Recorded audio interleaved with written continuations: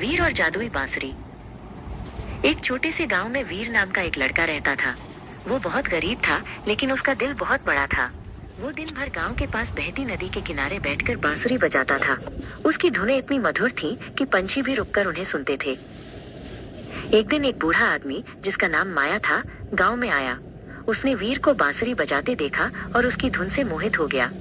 लेकिन माया एक चालाक जादूगर था और वो वीर की बांसुरी में छिपी जादुई शक्ति को पहचान गया। माया ने वीर से कहा, मैं तुम्हें एक जादुई बांसुरी देता हूँ जो तुम्हारी धुन को और भी मधुर बना देगी। बस तुम मुझे अपनी पुरानी बांसुरी दे दो। वीर भोला था, उसने माया की बात मान ली। जैसे ही वीर ने नई बांसुरी बजाई, उसने देखा कि उसकी धुन से जमीन पर फूल खिलने लगे और हवा में रंगीन तितलियां उड़ने लगीं।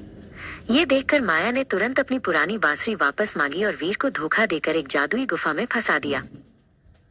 गुफा में वीर ने अपनी जादुई बांसुरी को फिर से बजाया। इस बार धुन से एक बड़ा सुनहरा जिन्न प्रकट हुआ।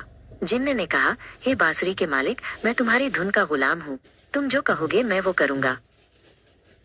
वीर ने जिन्न से कहा, मुझे इस गुफा से बाहर निकाल दो और मेरे गांव को सुंदर बना दो।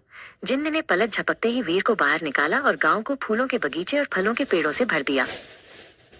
गांव में एक राजकुमारी रहती थी जिसका नाम अहाना था। वो बहुत दयालु थी और गांव की सुंदरता देखकर बहुत खुश हुई। उसने वीर को बुलाया और उसकी बांसुरी की धुन की तारीफ की। माया को जब ये पता चला तो वो बहुत गुस्सा हुआ। उसने एक दिन वीर के घर से जादुई बांसुरी चुरा ली। बांसुरी के बिना वीर उदास हो गया, लेकिन वीर ने हार नहीं मानी। उसने अपनी पुरानी बांसुरी उठाई और एक नई धुन बजाई। ये धुन इतनी सच्ची और दिल से निकली थी कि जिन्न फिर से प्रकट हो गया। उसने कहा, तुम्हारी सच्ची कला ही मेरी असली मालिक है। वीर ने जिन्न से कहा कि वो माया को सबक सिखाए।